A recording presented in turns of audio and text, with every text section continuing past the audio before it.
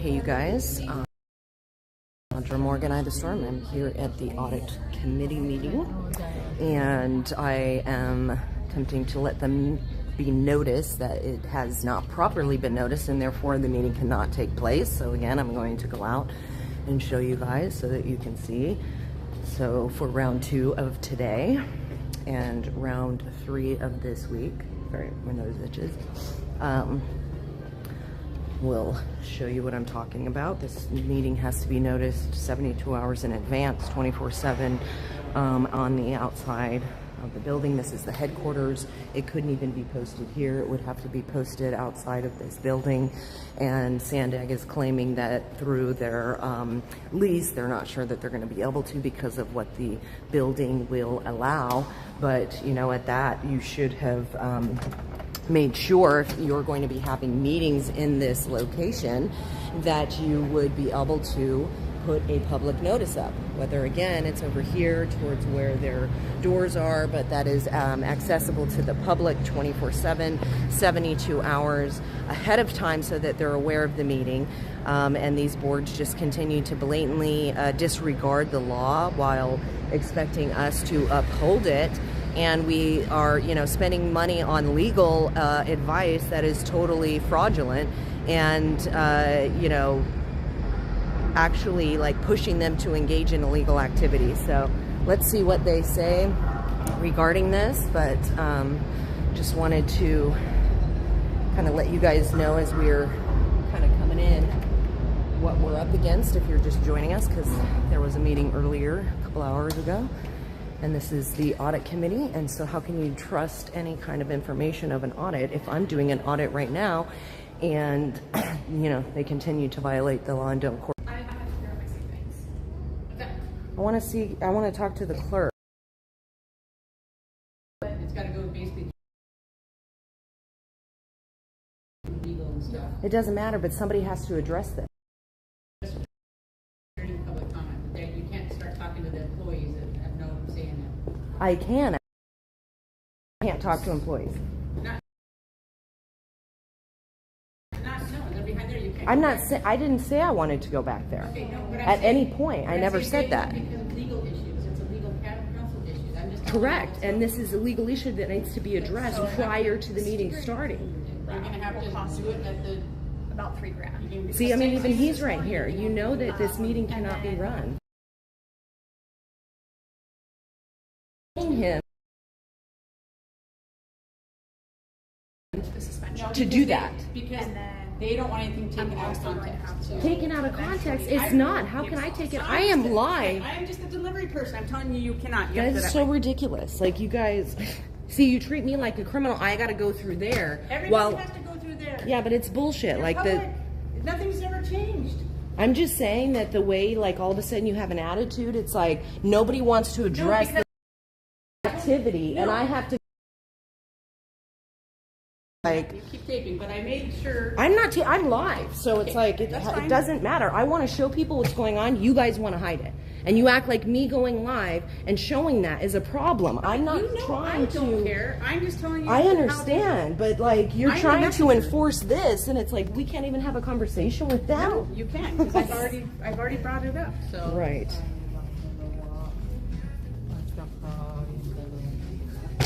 This is exactly the problem with these people, is that they're so arrogant and act like they're untouchable, and that, you know, as the public, we're their boss. We pay them their salaries, and yet they treat us like, you know, second-class people, like we're peasants, and they can do whatever the fuck they want and, you know, get away with it. So let's see.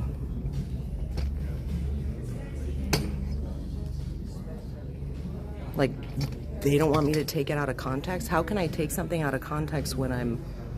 Like, me going live is going to take it out of context. Sure.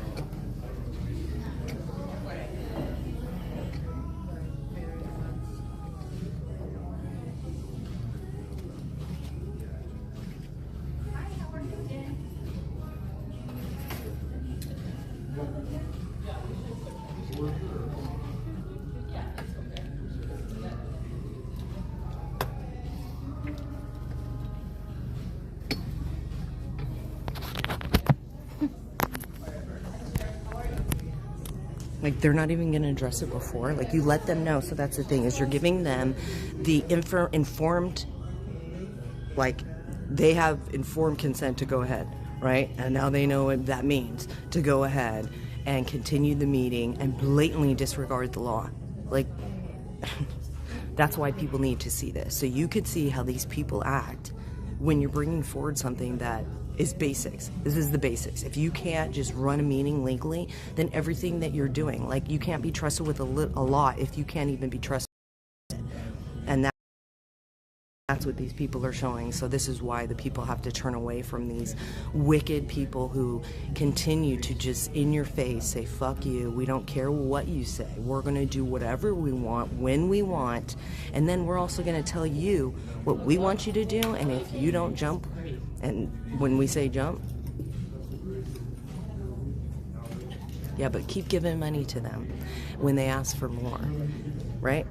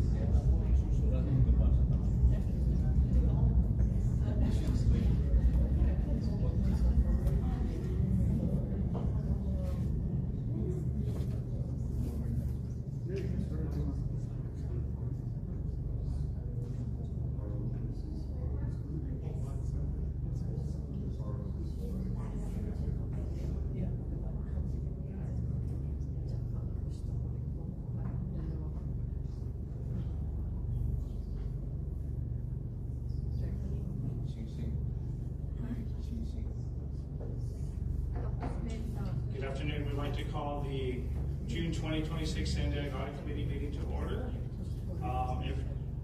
Before we get started, I'd like to ask our interpreter to introduce themselves and walk you how to access our interpretation services for today's meeting. Interpreter, go ahead. Good afternoon. Announcement from interpreter. To use the interpretation feature, please go to the bottom of the Zoom screen where the meeting controls are. Click on interpretation and select English as your language. If you're joining through the Zoom mobile app, cell phone, tablet, etc., please press the ellipsis, then interpretation, and then choose your language. Finally, click on Mute Original Audio, but do not click the original Spanish logo in the background. Headsets are available for the interpretation. If you're in the living room, please check our headset from the receptionist in the lobby. Buenas tardes. Para hacer uso del servicio de interpretación, favor desplazarse a la parte inferior de la pantalla de Zoom, donde aparecen las opciones Spanish, español. Si está utilizando la aplicación, por favor seleccione Mute Original Audio, silenciar audio original. Contamos con auriculares disponibles para servicio de interpretación. Nations of the San Diego region have historically faced injustices. We acknowledge the harmony that existed between the land, nature, and its original peoples, who have since endured displacement, persecution, systemic oppression. We pay our respect to the unceded territory and homelands of the 18 tribal nations in our region, the most in any county in the United States. From our 4 cultural groups, the Kumeyaay, the Tuqueño, the Lisweño, the Cupeño, and the Coahuila. This land has nourished, healed, protected, and undoing the justice of the class. Now please join me in the Pledge of Allegiance. I pledge allegiance to the flag of the United States of America and to the republic for which it stands, one nation, under God, indivisible, with liberty and justice for all.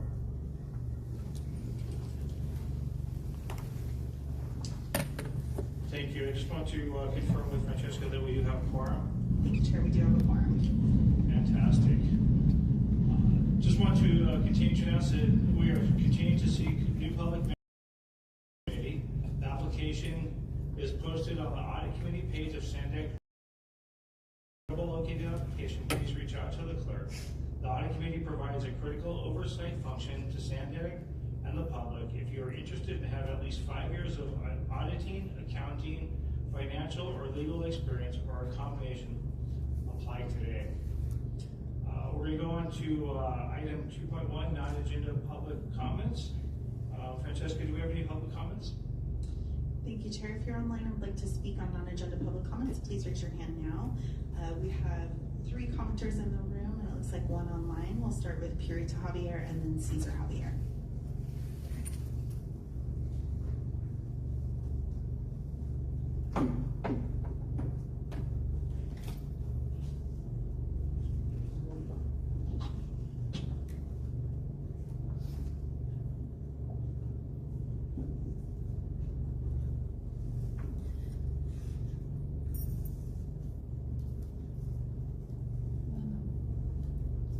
Hello, I'm Rita Javier, and this is my husband.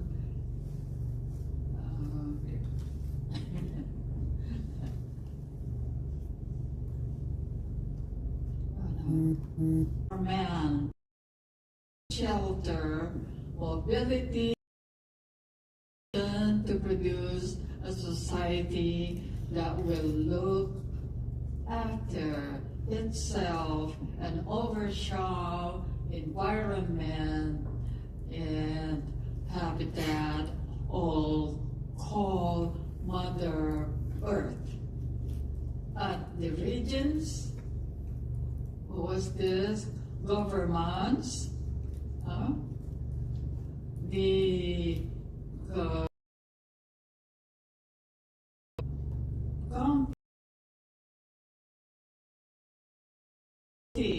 has 4 departments to address these elements, namely, what's that? And safety department, finance, debt, large use and environmental or Thank you, your time has expired. Our next speaker is Cesar Javier, followed by allegedly Audra. the department. Finish. We are here as part of our governance, and we must say and declare that good governance demands a healthy planet, healthy people. SANDAG, we understand, is given the mission to plan, craft the rule, and implement mobility and circulation. That's 1/5 of the city elected officials' mission. 1/5. City officials, elected officials on this side are responsible on the other 4, including this mobility circulation. And for 5 years, they should not be. Why? Because the members are elected officials. Elected officials. In other words, politicians. Gold players. They swing straight to the right. What we need is, even if it's short, but accurate and straight. This independent auditor's job, as we suspect, has resulted into something favorable. Evidence. Lemon Globes, the 22% of 1.6 billion, if I remember right. And of that 1.6 something is dedicated to road improvements and other programs. Thank you, Sandag. We now see a clearer picture of what's going on. Another thing is, when we say performance, we look at the organizational aspect. Are these taskings identified with the name of the offices are really efficient and effective to address Thank you, your time has expired. the program? Our next speaker will be Thank allegedly you, Sandra. Audra, followed by Blair Beekman.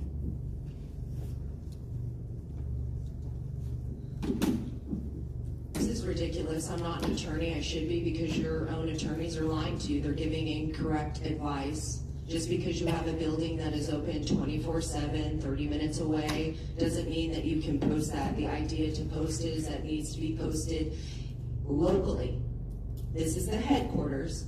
This is where the meeting takes place. Both of those are requirements. So if this meeting was 30 minutes away, you could post it here, technically at the headquarters. But the meeting is here. You have to have it posted so that people know that they can come in here. And this is the problem, is that you guys think that you can talk your way around people and be like, no, we're doing it at a place where it has to be 24/7. No. It needs to be where the meeting is held, in a geographic location that is local to it. Not 30 minutes away where you're hiding it, where people may not even be able to go like, oh, where is that, downtown? You guys can continue.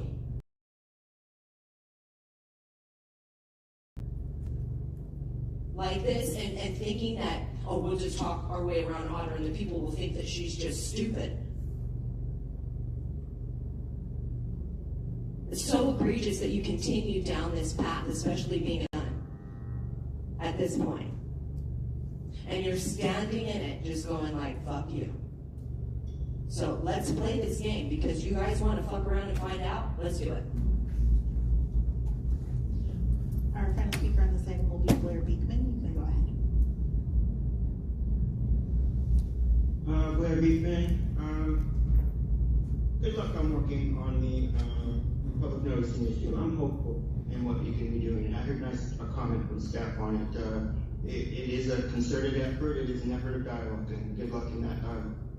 I wanted to comment, just a thank you that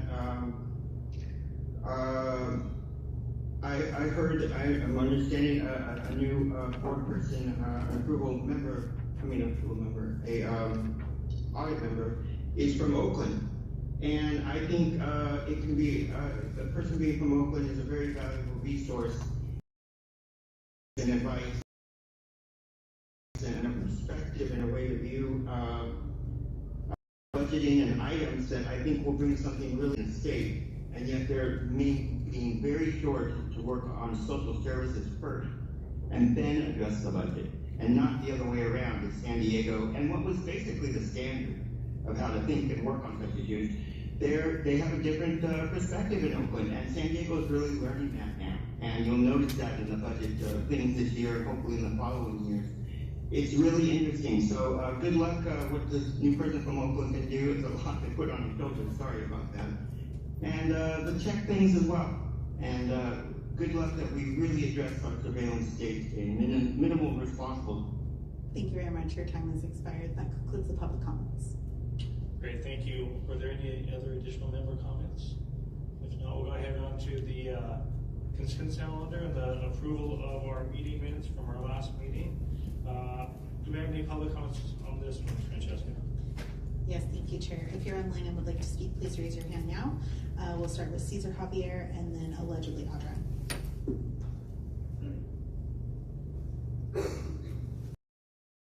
On minutes. Thank you, Sander. We are always excited to join you. Why? Number one reason is this is the ultimate gatherings of thinkers region-wide. This is like USPJ or US Open in golf tournaments. This is like the Congress. This is like Washington, D.C. Number one that we would like to bring about is minutes. I have in my calendar evidence that we attended the meeting. Audit 1 p.m. Friday, May 1. We spend resources to come here. We are not paid by anyone. And for 5 years we haven't received a favorable action from countywide, air pollution, district-wide. My question is, why? And who will protect us? Who will defend us? That's the essence of minutes, because we are craving, we are dreaming. Burita says the solution has come. When do we receive such good news? Our fellow thinkers. We are just mere residents, but taxpayers.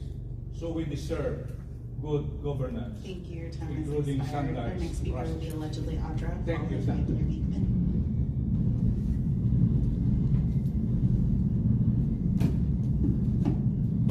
I mean, honestly, it doesn't matter what you do in your minutes. You guys are going to sit here and placate the people, make people believe, and you're, those things here now. We're going to look into it. We'll see if we can. To pick this place if it wasn't something that was going to be accessible to the people. And again, we're paying for it. And I don't think you guys really care like what we pay for. It's just like you look at it as dollar signs, just like you look at us as dollar signs. People as a number. I mean, because if you really cared, it's like you'd care about, just the people outside here that you can go and look at that are, taking shits on the, sidewalk right in front of you. Just wondering, are they going to be able to eat later? Thinking that you guys are going to do something beneficial. But when you blatantly disregard the law and then we're criminalizing them for being out on the street, playing dirty.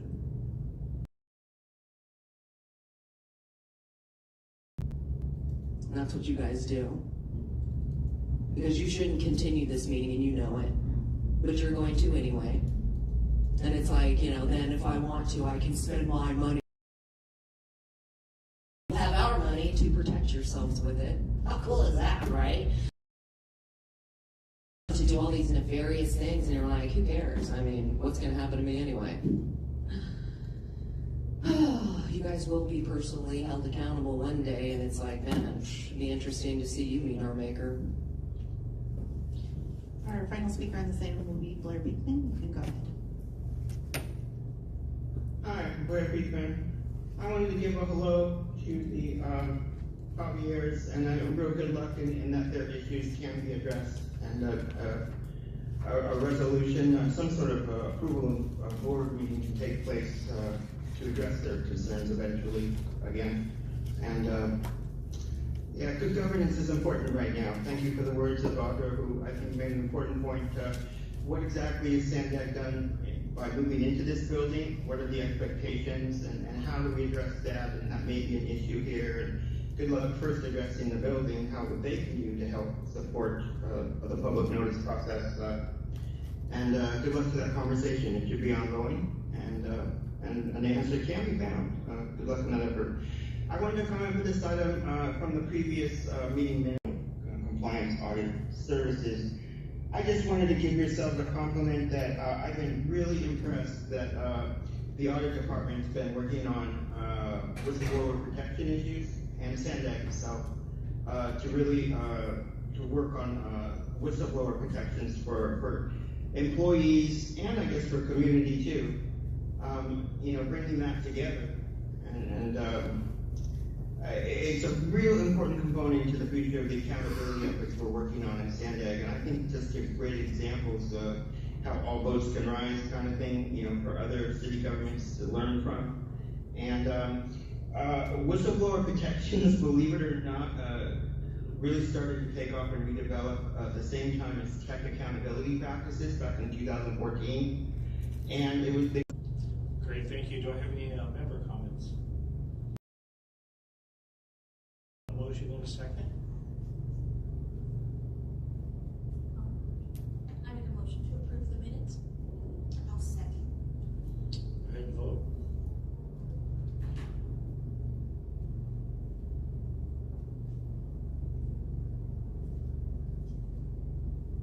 That motion passes unanimously with those members present.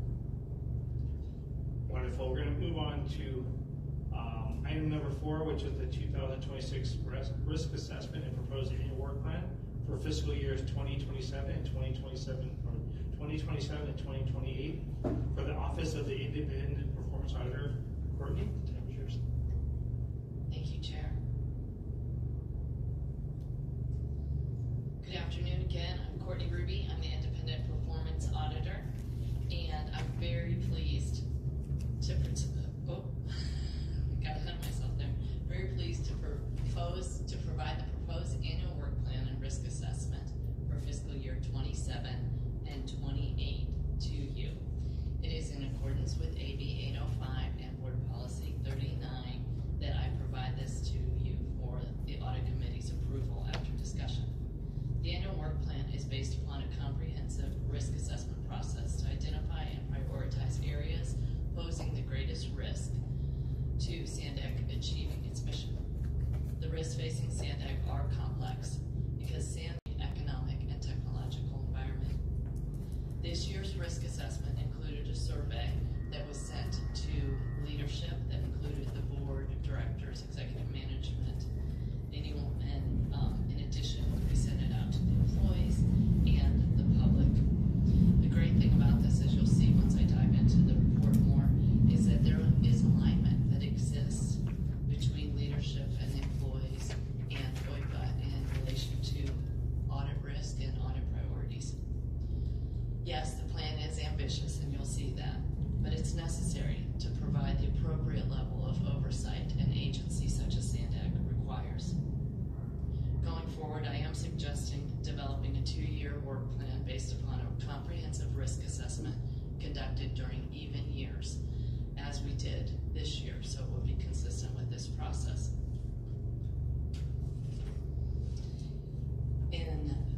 odd years, we perform a limited risk assessment to update the upcoming work plan, which in this document is the preliminary proposed work plan. The interim assessment will focus on soliciting and evaluating agency leadership concerns, as well as identifying and incorporating emerging risks that warrant immediate inclusion in the work plan based on their level of significance. I want to thank the Board of Directors, the Audit Committee, Sandex Executive Team, Department Directors, employees, and the public for entrusting me with your concerns and sharing your ideas during this year's annual risk assessment process. The effectiveness of this process is dependent upon open and honest communication with everyone. As we get into the report, you'll see that we have OIPA's past and current work in progress. It's color-coded so that the reader will get a sense of where OIPA has spent its time since its inception in 2019. So you'll see contracts and procurement in orange. We spent a lot of time doing audits there. You'll see accounting and finance in the aqua color, and then in the in bubbles that say in progress. The work listed on this chart are audits unless they are identified as analysis, assessment, investigations, or surveys. So now let's talk about where we're headed. This slide identifies the results of the risk assessment. These are the highest risk areas based on a couple things. So when I do the risk assessment, there's some things that are taken into consideration. First, it's prioritizing concerns raised by Sandex leadership, employees, and the public, which are Sandex stakeholders. And that's captured in a survey this year. And those topics that were rated in years of the past annual risk assessment. Also analyze emerging and existing risks. That includes looking at the annual comprehensive financial report, budget, various other reports, audits, assessments, looking at past audit findings, whistleblower tips, having discussions with the board or the committees or the financial statement auditors, meeting with executive management throughout the year, and also looking at our collective audit community to see what are other audit shops doing that we see similar risk profile in. This then is the culmination of this turns into the proposed work plan for fiscal year 27 and 28. I'm going to walk you first through the proposed audit plan for fiscal year 27 in the bubbles. So for up on the left-hand side, we have contracts and procurement.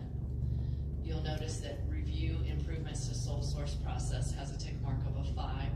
The tick marks are on the right side of the slide. That lets you know that this is a carryover. It was an item that we didn't complete in this year's work plan, so we're moving it forward. We also have, from the risk survey, identified in the bullet points underneath items that both leadership and the employees agreed upon, which is tick mark 1. The leadership agreed it should be a priority, tick mark 2. So contracting was clearly still an area that people are focused on, and we will be in this area for this. The other items are department structure, capacity and timeliness of workflow, all contracting activities, and contracting monitoring, performance, and funding. Next, I want to take you to closer to the bottom, moving in a little to the agency risk management, where you see the next purple item. And we see on there that enterprise risk management audit is highlighted to be in the work plan. Above that, you'll also see third-party risk in this bubble, and below it, you'll see artificial intelligence policies and procedures. So third-party risk is an item that I've identified as the IPA as a risk. The enterprise risk management was, in addition to I concur with this, it was also marked from leadership's viewpoint as a top priority, and the artificial intelligence policies and procedures was marked as a priority by employees. When I say that it's marked by that, let me talk about the risk rating. When we provided the topics out in the survey, survey takers to identify the top 10. So these items that are included in the annual risk assessment are items that received a risk. They were selected by 15% or more of the survey respondents. So that's why they have landed in the overall risk assessment. Okay. Next, moving into the financial planning and budgets and grant bubble, you'll see the impacts of budget constraints there. And this was selected both by employees and leadership as a concern, and grants management underneath is also in purple. That will be included in the upcoming year proposed audit plan. And then also uncertainty of federal funds and adequacy of administrative overhead were ranked as concerns both by leadership and the employees. And again, I'm not going to keep repeating that. I concur with the risk. They are also included. Next, we'll move over to the operations budget. Is over on the far right, and that will be the last top concern. We then move into the governance bubble, and this was brought forth by both leadership and this was a leadership item, excuse me. Board governance policies and best practices. You'll see when we move to the next page that we have a more broader audit topic of governance. I'm fully aware that the new council will be looking at policies and procedures and presented that today at executive committee. Anytime we have a proposed audit, there'll be a preliminary planning phase that will go in. We'll analyze what's currently being done in the agency, and we'll use that as information to inform the pieces that we would take forward. I also want to note in this bubble that there's also the effectiveness and inclusion of policies from advisory committees that leadership brought forward. Last agency governance was an item that I brought forward on this, and that we're seeing that in our audit findings, and you've seen that in some of the past audit findings. The 28 plan, this was an item we talked about going in. We put a pause on it because the agency's working on.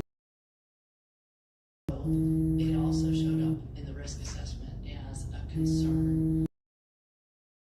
Leadership, as well as, like I said, it was previously on the pushing this off to fiscal year 28 to give Sandag time to continue to work on that. And then just general management of capital projects is an overall concern. Next, moving into human resources, the big bubble up at the top mid on the right side. So this is interesting, right? We have the topic of human resources is magenta here. This item had a lot of attention in the survey, as you can see. Retention strategies were marked top concern from both leadership and staff. You then go on, the same with the organizational assessment of roles, responsibilities, competencies, and capacity. Then succession planning was succession planning, HR policies and practices, training, and professional development and certification, as well as staffing analysis. All three items were called out by staff. So it's good to know that here I state, due to the number of areas identified, we will apply risk procedures to determine the best area to audit in fiscal year 28. So I'm going to touch on the bullet points that don't have either purple or magenta in them. When we look at strategic planning, you'll see there's items there that showed up in the survey: organizational strategic planning, organizational structure, systems integration, and resource allocation, and agency-wide work distribution. Aspects of those, again, will be covered in the because strategic planning is part of enterprise risk management, so we'll be touching on some of that in that arena. We also have toll ops up at the top by the key. We spent a lot of time at toll ops since I joined Sandag. So we feel that there's a significant amount of coverage, but this was a top concern, both from Sandag,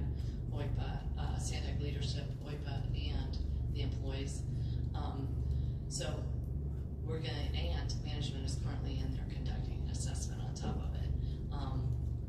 So we will consider if further work is warranted in fiscal year 2028. We'll revisit that after the assessment. I'm sure you're not surprised that RENA is on here, and that was notified, that was identified by leadership. And then project prioritization and evaluation, I have on there from my risk process, and aspects of the project identified for fiscal year 28.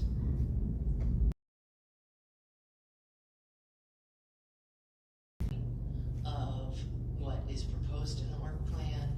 Some of it has been, like I stated, from governance structure, we have broadened some of the topics, AI strategy and implementation versus just policy and procedure. Everything will go through a audit pre-planning process and risk assessment to determine when we scope our objectives.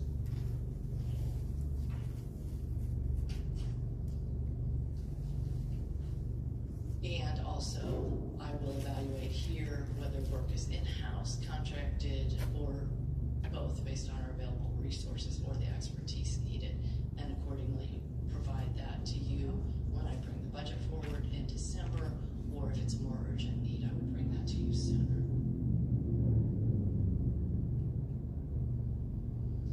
On this slide, I'd like to talk first about IPA's recommendation for management, and then then issued a recommendation in a risk assessment and annual work plan.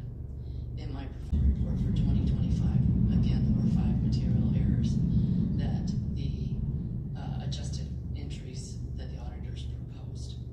So the recommendations for management are to prioritize implementation of the accounting and finance recommendation in OIPA's accounting and finance independent assessment, and to take immediate action to engage a qualified CPA firm to assist Sandag's accounting and finance team in preparing for the annual comprehensive financial report audit and related reporting obligations. Introductory comments to this item that there's also been a delay. Financial report prepared on time. So now I will continuous activities. We are always in a process of evaluating corrective action plans. You will see the quarterly corrective action plan today. So every month we are receiving evidence on implementing that forth on a quarterly basis. What's important to note about the CAPS is, and the timeliness is that with reporting all the way from our CAPS report to our investigation report to the annual report, annual work plan I'm presenting to you today, outreach, we are providing programs to employees such as the Let's quarterly series, Let's Talk Ethics, in addition to other annual whistleblower hotline awareness survey as well.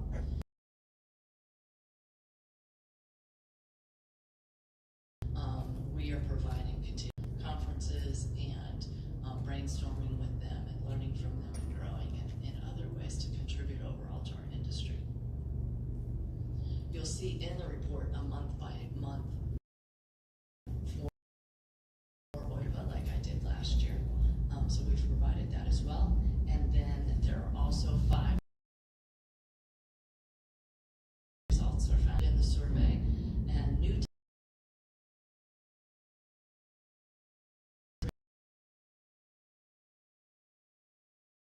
participants have an opportunity to provide comments. I read all those comments and then there for us to digest.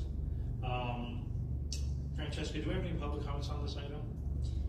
Thank you, Chair. We do. We'll start with Cesar Javier and then go to allegedly Audra. If you're online and would like to speak, please raise your hand now. Thank you, Sandra. Difficult to weigh, difficult to solve, difficult to wonder. Solution to address a particular mobility circulation element in planning. We would like to present to you for investigation street improvements. And this has been a cycle failure. It easily, the standard is set, and yet it is not implemented. Like our city street, Sir Mario. We would like to find out what is planners by elected officials, particularly our city of San Diego as the show window. We are part of this expectation. Thank you, Sandra.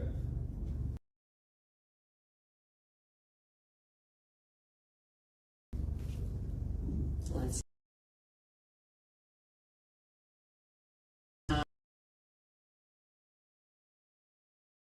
unless you're teaching people how to be unethical, then you guys go be free willing to do it. I would like to know how we can trust you and your risk assessments when you're contracting with, monopoly companies like Tyler Technologies that have, entering federal lawsuits, have been engaged in fraud, waste, and abuse for years. Wants a monopoly on all these software programs so that they can take the government to its knees. Just the fact that it is owned by BlackRock and Vanguard and like all of these other software, contracts that the government gets, that they want a monopoly, like I'm saying, on all of that, right? So you can collect all that data. It's going to seem nice. We need it all in one centralized location.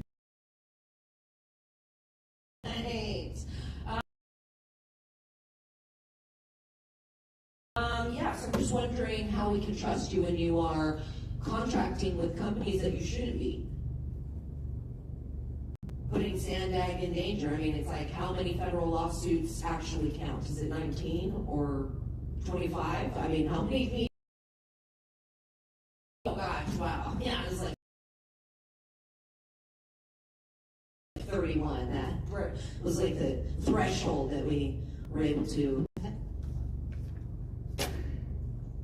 Hi, we're a big fan. I think I'm just listening inside. I'm listening and learning. Good luck to a good conversation on what we're going to discuss after the presentation. Thank you. Thank you. That concludes the public comments. Wonderful. Do I have any member comments? On the risk assessment result, page 12 of the packet. So the bubbles with no magenta or purple,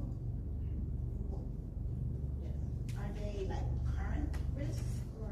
Yeah, this is all a result of That is the results of the risk assessment. So you can see the risks in the assessment are greater than the capacity. So where I'm identifying, these are the areas I'm proposing for fiscal year 27 and 28. However, in the bubbles, I tried to, if we were some way looking or working in that arena, practically in all the bubbles in one way or another.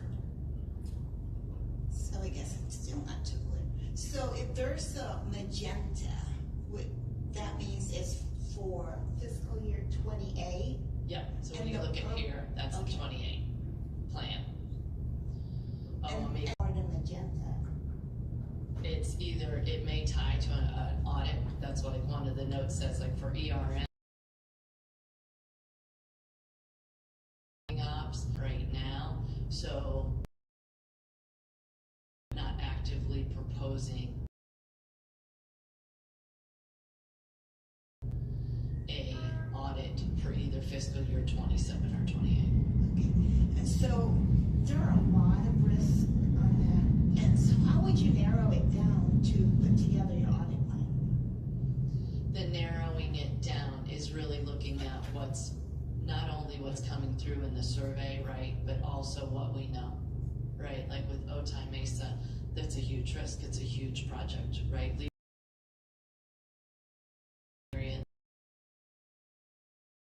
That we know is important for the agency, important for the public. So it's looking at the filter of, and then it raises it the budget to get. This is really taking that not only my own risk assessment, but having the opportunity for the stakeholders to weigh in and for you to see the alignment of where people are, where the concerns are. And that is an important part of any auditor's risk assessment. Concern. And I want to make that clear, you know, like on a specific big project, let it be OME, let it be loss and realignment. Do I have concerns about it? No. Do I worry about its complexity and how do we deliver certain things because they're so unique? Yeah, you know, is an audit going to help me figure out how to deliver something? I do not know. It may be an assessment on certain elements on something so big and so complex. So I do want to make that clear from my point of view as management, because you know, I do want to make that very clear. Concern to me, it's they ask me, what are you thinking? What are you top on your mind? Well, top of the mind is what's complex and how to figure out how to deliver that project, right? And it could be the environmental document of the loss and realignment. How do we align the multiple points of view by all the community? How do we align all the risk on the economic issues, the environmental risk, the engineering risk, right? So those are, I did want to highlight that because in this, I'm just talking from the management perspective. It's not that I am concerned about something going wrong or something being faulty. We are dealing with very complex issues, and sometimes we have to figure that out. You know, not here, not one of our roles and responsibilities day to day. Are we concerned about the Tijuana issue? Yeah, the Tijuana River issue. To have a fresh set of eyes to see how they help us within an element of a very complex bubble. I think that's great clarification. You know, and like with OME, another thing, it's like, right, leadership is focused on OME just as far as a part of the process, right? In our process, and I've done this in previous jobs, I would go and interview the board. I would talk in more detail. What are your concerns? I would talk to Mario, right, and members of his exec team to say, where do you have concerns? Because again, it's not designed to be like, oh, hey Mario, you forgot this. It's designed to be, where is an area that you have concerns? You know, for the board very much, right? What are you, like when you say OME project delivery, what does that mean to you? So there's a whole process that goes on before an audit would be scoped. Member Zito? Yeah, thanks. And once again, thanks, Courtney. Really nice job. And well, I guess I'll start out by congratulating you by not picking Rena. But A year from now. okay, so I think a year from now would be a good idea. You know, I understand why not to do tolling, but it's also, we're doing a major shift on who's doing the back office, so maybe next year we should look at it. Then maybe you can also convince me that that'll be a useful thing to talk about next year as well. I did also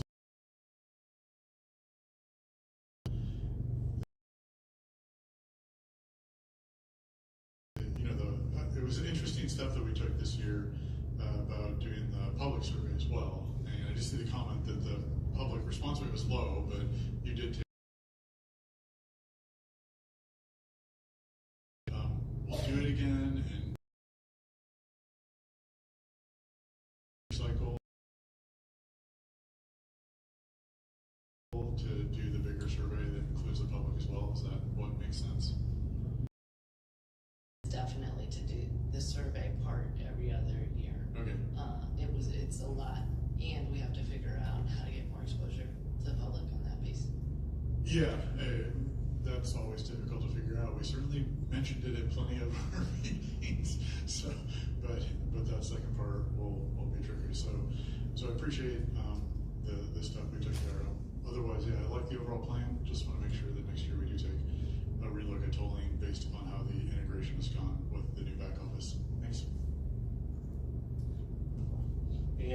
comments from? I just want to say thanks. But you know, I can't imagine the work that goes into figuring out how to do a 2-year plan. And I'm sitting there looking at all these bubbles, thinking, man, I don't know how you do it. But thanks for doing it. I think that the 2-year will hopefully give staff a little bit more time to continue the work and not planning to do the work and just help the work get done. I do have a couple of comments and questions. I want to look at down. I don't know what page it's on. Maybe you could just give just a little. I know you kind of spoke to it, but maybe a little bit more. Because I'm still fairly new on that committee, but I don't remember seeing a whole lot of recommendations. Is that normal for this? It is not normal. So it is based on the critical nature of financial reporting and accounting and finance to the agency. So that the recommendations were made, we will incorporate this as the note 7 says in the bottom. Our implementation progress, and we're requesting management provide a formal corrective action plan by June 30th on those 2 items. A question. Yeah. And what does that look? You're asking us to respond within the next 25 calendar days, and it's good to try to understand. It's not just a blanket statement, because you know, any audit, anything takes a lot of work, and we also need to keep moving the agency with our day-to-day items. So I think we do need to clarify exactly what you're asking for to see if it's achievable or not. You know, because suddenly the footnote says that, and then email saying you're mandated to do this by June 30th to my level of satisfaction. Well, it's a two-way street here, so we do need to understand what is the commitment, so we can honestly say if we can achieve it or not. So it would just be on June 30th to provide a response on what your plans are. So in relation to prioritizing the implementation, and if it is how you want to create that plan. It's what we do in the audits where you respond with your management cap. This would be your cap. But we can clarify that more too. Yeah, you know, like the chair, I'm new to this world also on the audits. And so really clearly understanding the commitments is important. You know, for the future, not for this, but big picture, for this committee and the entire agency, we will have to eventually start resource loading all the efforts, because it's good to have a lot of work or good things coming out, but as a whole agency, not just as one section, we will eventually need to get to a point where how do we spread out the resources and the efforts to be able to maintain continuity both on audits, correction items, and keep delivering our efforts, right? That is going to be a good thing to try to figure out jointly, everybody in the agency, as we keep moving, so that can be balanced also. And I understand that, CEO. The critical nature of this was to say that there has to be a sense of urgency brought to these 2 items, and the board and the audit committee need to be aware of that. And I know while I wasn't here at the last meeting that if more resources are needed, that conversation. No, I appreciate that, and if there were to be a poll inside the agency within my management, you will probably hear that I have said we need to address the waiver recommendations. Yeah, no, so what we will do is we still need to evaluate plan is going to look like. So right now, I am completing a complete assessment of our corrective action plan. So I'm doing a risk assessment based on level of risk, level of impact, level of effort. And so based on that, we will develop more realistic times that we're going to focus on for fiscal year 27. And so as a part of that process, seeing Courtney's recommendation, we will take that recommendation into consideration, and then we internally will assess how best to address that based on the resources and the areas of focus that we have established. But please be assured that the Weaver financial audit is one of the areas that is top priority for us in fiscal year 27. Thank you. I appreciate the conversation, the response. Again, a few more questions. So going back to the recommendation, is it the recommendation, or is that kind of, I know there's a ton of areas of risk. Is that something that's just at the very top of the list, or is it just something that's urgency?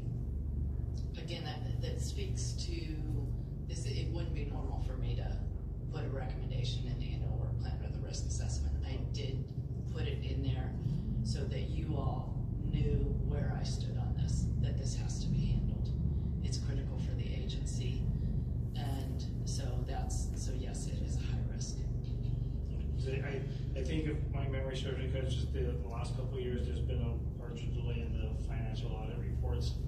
I know that Member Zito had mentioned that a couple of times, and the importance of making sure that they get done. And again, I'm sure there's a lot of complexity within that area. And I think this year, when I listened to the Weaver report I talked about, I think there was the biggest change from the previous years. We had an unmodified opinion, and I think that was good.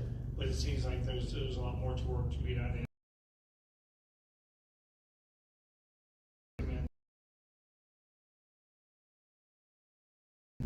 So I know it's work in progress. I know that the accounting.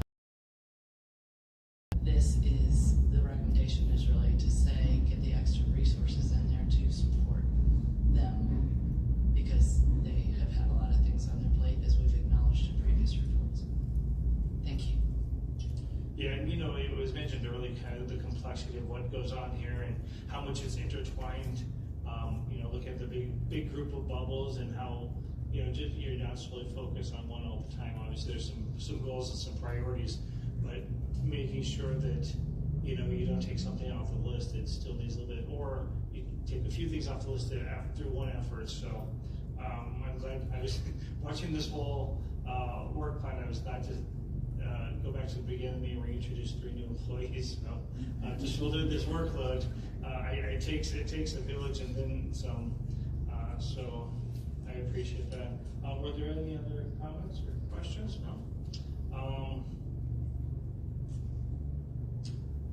Let's make sure. Did I forget anything? We did public comment, yeah. Okay. Okay, we were asked to approve the proposed annual work plan. Do I have a motion in a second? So I'll go ahead and second that. I'll go ahead and vote.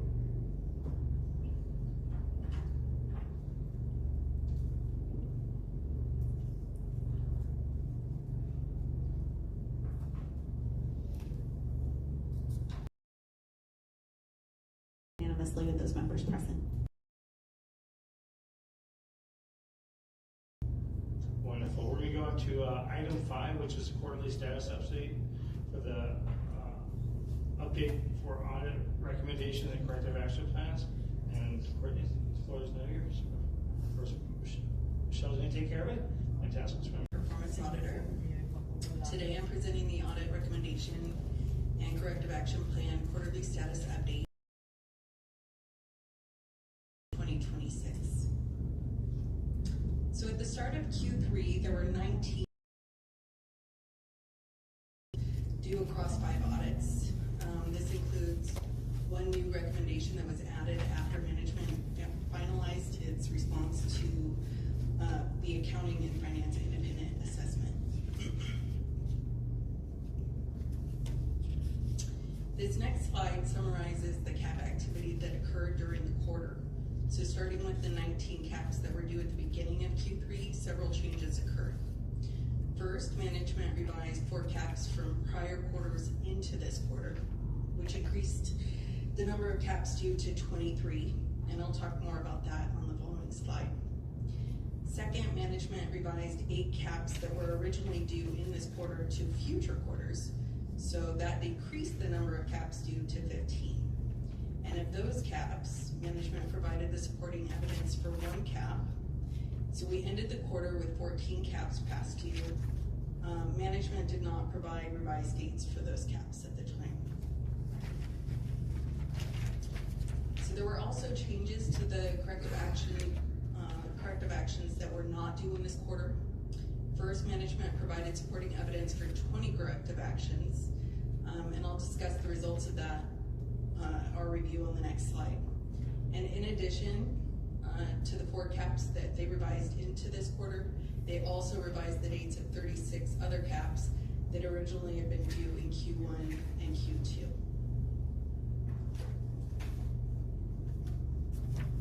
So of the 21 CAPs that we reviewed during the third quarter, 20 were determined to be implemented, and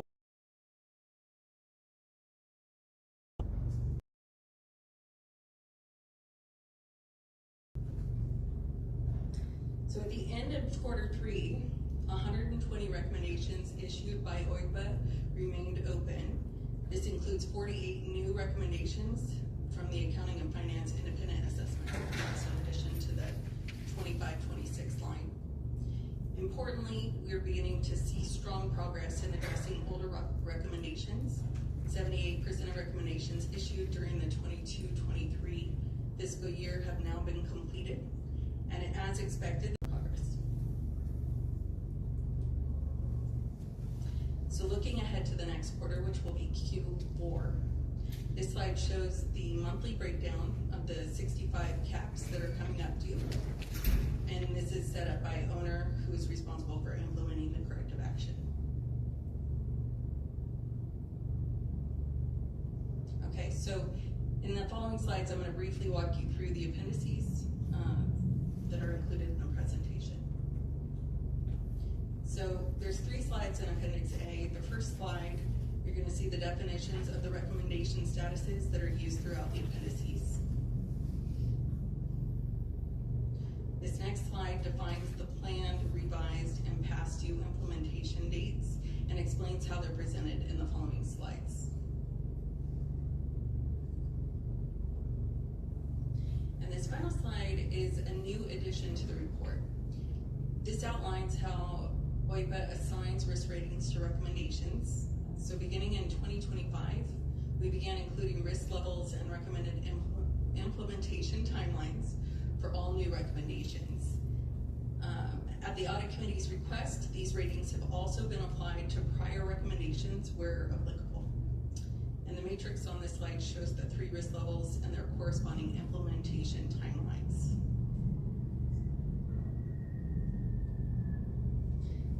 So Appendix B here, this shows the results of the 21 recommendations we reviewed during the quarter. So you'll see that they're mostly all implemented. On this third slide is the one that is in the partly implemented status.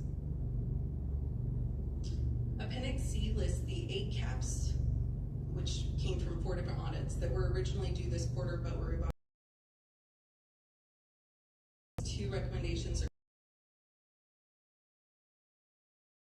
considered high risk and require an immediate action or action within 30 days.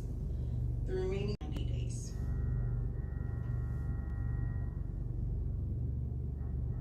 Appendix D shows the 40 corrective actions that had, and they were last due in 8 recommendations are considered high risk, 20 are considered medium risk, and 12 are considered low risk. and low-risk items require routine corrective action and are expected to be completed within about 6 months. I'm just going to kind of briefly go through those. All right. And last, this slide shows the 14 past due recommendations and their status, and you can see the last.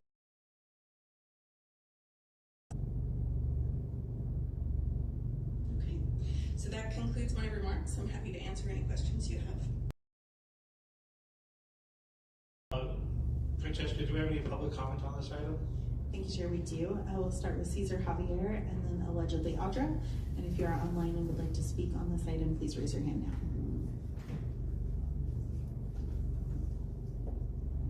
Thank you, Sander. Simply, with Sander Constitution bylaws on audit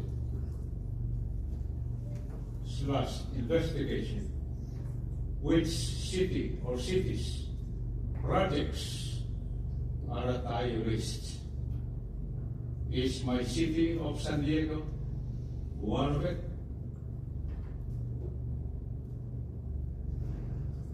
That's our dream, so we know what's going on in our community. Thank you, Sander. Thank you. Our next speaker will be allegedly Audra, followed by Blair Beekman. Can't even get you guys to stay for a whole meeting. It's a lot of time to, spend. You're being paid. Anywho, yes. So I would like to recommend that you audit the board and their ability to uphold the Brown Act, which is the law. Because if they can't do that, they don't properly notice meetings, and everything is null and void. So it doesn't matter what business you do, you should be looking into making sure that just those basics are being done, and whether or not legal is actually putting them in danger by lying and giving them illegal information and advice.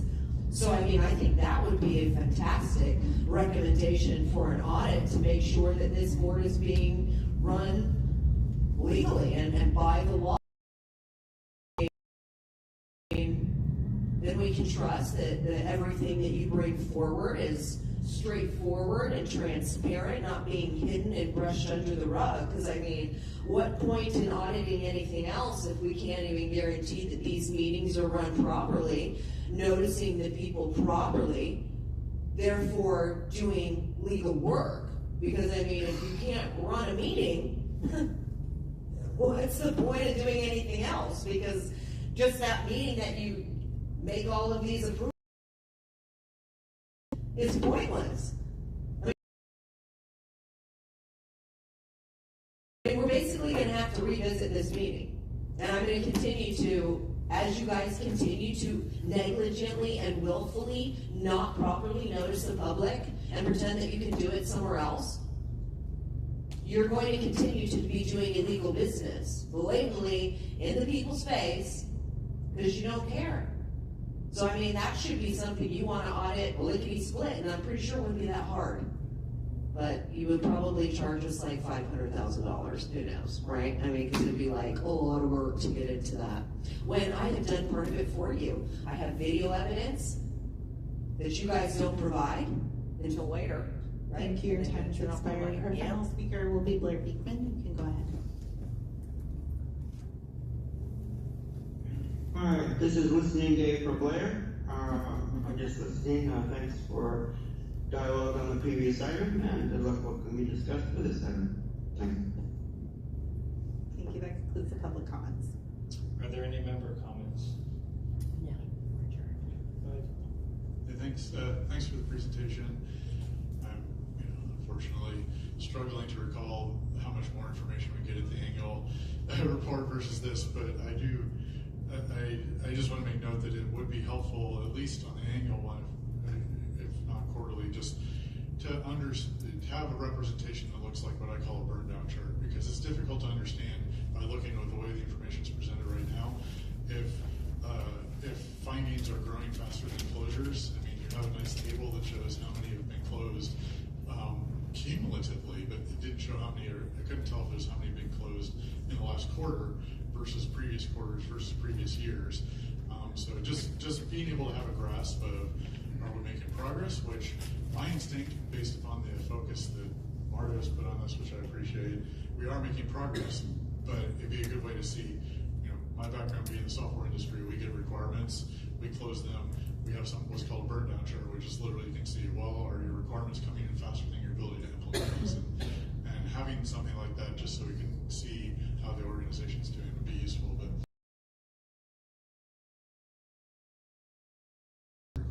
that's it. Thanks. Members, that it's just hard to see over. If I correct me if I'm wrong, but was the quarterly report, was that an ask from the board of directors that we do this, that we look at them, or is that just something we've done historic?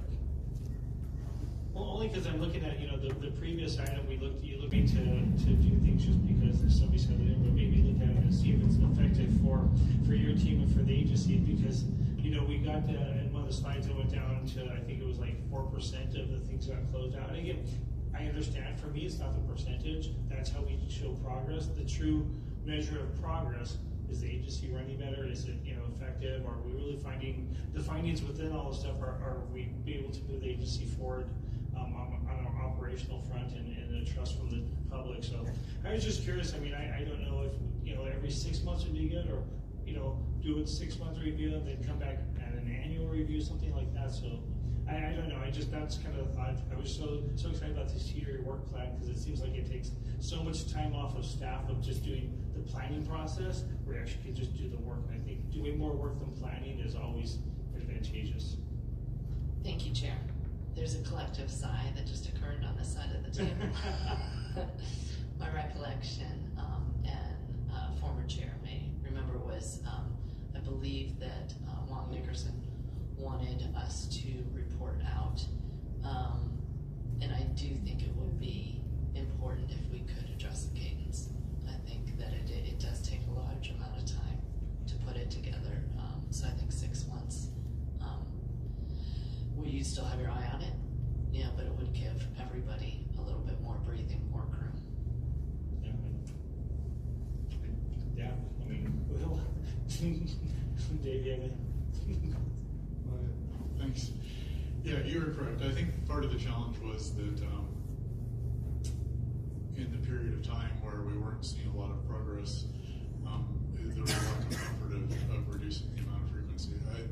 I certainly think it's worth considering. I would personally be inclined, the next quarterly report is our annual report, right? So we have to do that one, and maybe we can talk about it at that point once we get a better view of how things are looking, and see if we want to consider swapping the 6 months we get. Actually, that was one of the first things that my recollection, according to you, had done when you came on, was to reduce the frequency. And at that point, the public members were hesitant and asked, we're getting in a better spot, and maybe we could make an adjustment now.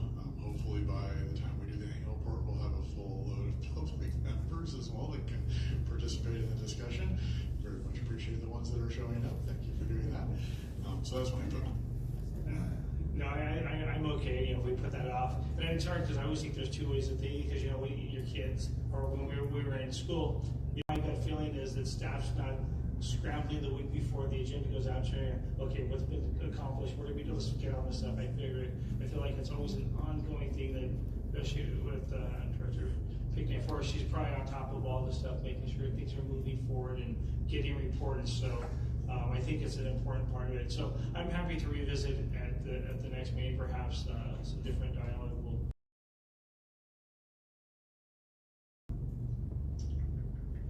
Is this just to receive, or is this? Yeah, okay. Yeah, it's just an information only thing. So, Francesca, do we have any continued non-agenda public comments? No, Chair, we do not. Fantastic. Well, that concludes our agenda for today. Our next meeting is scheduled for July 10th at 1 p.m. Meeting adjourned.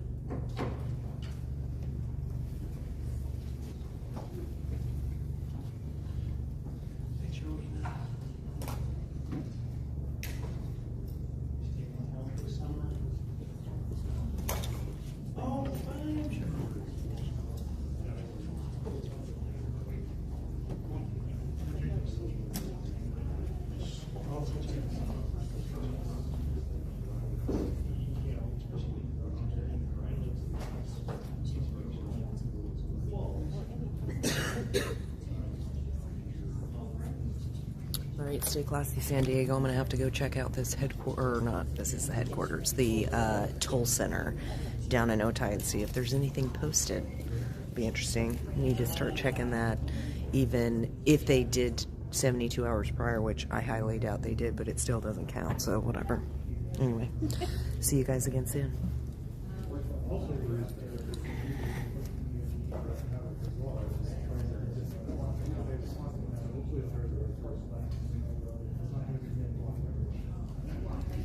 I'm gonna have to check out every city too. I was thinking, because they are probably all engaged in this, and then discredit everything they've done.